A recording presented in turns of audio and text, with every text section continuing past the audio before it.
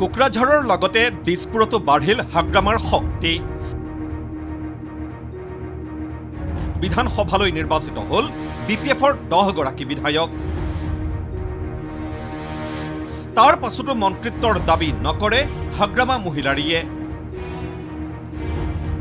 বিধানসভা নিৰ্বাচনত 11খন আসনত প্ৰাৰ্থী প্ৰক্ষেপ কৰা বিপিএফৰ 10 গৰাকী প্ৰাৰ্থীয়ে জয়ী হ'ল নিৰ্বাচনত। এনডিএ মিত্ৰজোঁটৰ মাজত কোনে কোনে মন্ত্ৰিত্ব পাব, এতিয়া তাৰ আৰম্ভ হৈছে জল্পনা কল্পনা। বিজেপিৰ কিমানজন মন্ত্ৰী হ'ব, মিত্ৰদল অগপ বিপিএফৰ পৰা কাক আৰু কিমানজনক মন্ত্ৰিত্ব দিয়া হ'ব, সেই চৰ্চা চলি থকাৰ মাজতে বিটিচি প্ৰধান হাগ্ৰামা মহিলাৰীয়ে কৰিছে তাৎপৰ্যপূৰ্ণ মন্তব্য। মন্ত্ৰী আমাৰ কাৰণে ডাঙৰ কথা নহয়, বিটিচিৰ উন্নয়নৰ বাবেহে সুবিধা বিচাৰিছে হাগ্ৰামাই। মন্ত্ৰী আমাৰ কাৰণে ডাঙৰ নহয়, আমাৰ কথাটো হ'ল বিটিচি উন্নতি হ'ব লাগে, বিটিচিত উন্নয়নৰ কাম কৰিবলৈ আমাক সুবিধা লাগে। নিৰ্বাচনৰ ফলাফল ঘোষণাৰ পাছতে মুখ্যমন্ত্ৰী ডক্টৰ হিমন্ত বিশ্ব শৰ্মাই কংগ্ৰেছৰ পৰিকল্পনাৰ কথা ব্যক্ত কৰি কৈছিল যে হাগ্ৰামাৰ পত্নীক উপমুখ্যমন্ত্ৰী পাতিব বিচাৰিছিল কংগ্ৰেছে।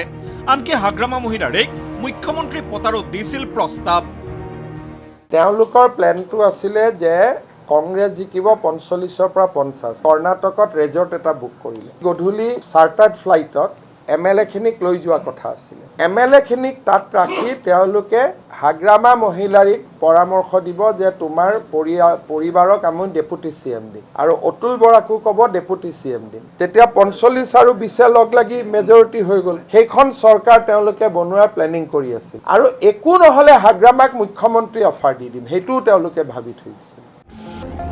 এই সন্দৰ্ভত সোধা প্ৰশ্নৰ উত্তৰত স্বভাৱসুলভ ভংগীমাৰে বিপিএফ প্ৰধানগৰাকীয়ে কি প্ৰতিক্ৰিয়া দিলে শুনক। কংগ্ৰেছে যে আপোনাৰ মুখ্যমন্ত্ৰীৰ যি প্ৰস্তাৱটো যে সঁচা নে মিছা এইটো আপোনাৰ? মই কোন কংগ্ৰেছ? বৃহস্পতিবাৰে বাক্সাৰ মুছলপুৰত দলীয় কৰ্মীৰ সৈতে আলোচনাত মিলিত হৈছিল বিটিচি প্ৰধান হাগ্ৰামা মহিলাৰী। নিৰ্বাচনৰ প্ৰচাৰ সভাৰ সময়ত ৰাইজক দিয়া প্ৰতিশ্ৰুতি আখৰে আখৰে পালন কৰিব বিটিচি প্ৰধানগৰাকীয়ে। বাক্সা জিলা হিচাপে বাক্সা সমষ্টি এটা আছে আৰু এটাটো হ'ল মানাস LIC। দুটা সমষ্টিও খুব ভাল মাৰ্জিনত আমি বিপিএফ দলে জিকিবলৈ সক্ষম হৈছে। বহুত জাতি জনগোষ্ঠী, বহুত ৰাইজে আমাৰ বিপিএফ দলৰ কথাটো শুনি পেলাই বিশ্বাস কৰি পেলাই আমাক ভোট দি পেলাই জিকাই দিছে। এতিয়া হ'ল ৰাইজে কি আশা কৰিছিলে, ৰাইজে কি বিচাৰিছে, সেইটো কাম কৰাটো আমাৰ দায়িত্ব। এতিয়া আমাৰ দলৰ কৰ্মীসকলক মই সেইটোৱে কৈছো, ইমান ঠাৰাঠাৰি হ'ব নালাগে, কাম কৰিম আমি, সময় আছে। আমাৰ এই দিছপুৰ হওক বিটিচি হওক 15 বছৰ কণ্টিনিউ থাকিব। যিকোনো সমস্যা আমি সমাধান কৰিবৰ কাৰণে আমি চেষ্টা চলাই যাম। মুঠতে ৰাইজে বহুত আশা কৰিছে, এই আশাটো আমি পূৰণ কৰি দিয়াটো আমাৰ দায়িত্ব, চৰকাৰৰ দায়িত্ব, আমি কাম কৰিম। বিটিচিৰ প্ৰতিখন জিলা সদৰলৈ গৈ অভাৱ অভিযোগৰ বুজ ল'ব হাগ্ৰামাই। বিভাগীয় মুৰব্বীসকলক লৈ পাতিব পৰ্যালোচনা বৈঠক।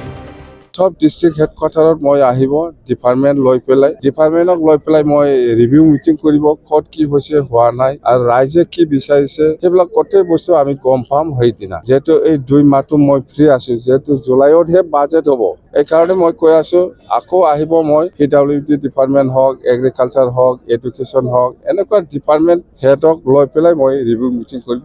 বিটিচিৰ বাসিন্দাসকলক ভূমি পট্টা প্ৰদান কৰা হ'ব বুলি উল্লেখ কৰি বিটিচি প্ৰধান হাগ্ৰামা মহিলাৰীয়ে ক'লে 2003 চনৰ 10 ফেব্ৰুৱাৰী পৰ্যন্ত বিটিচিত থকা সকলে পাব ভূমিৰ পট্টা।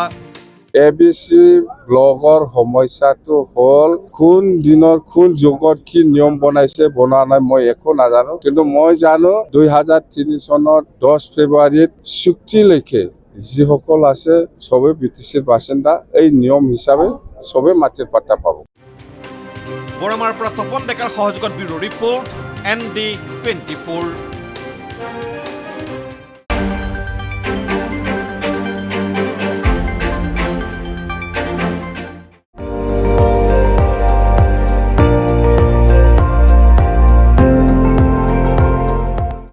আপুনি চাই আছে ND24, সৰ্বশ্ৰেষ্ঠ নহয় সৰ্বোত্তমৰ দৌৰা।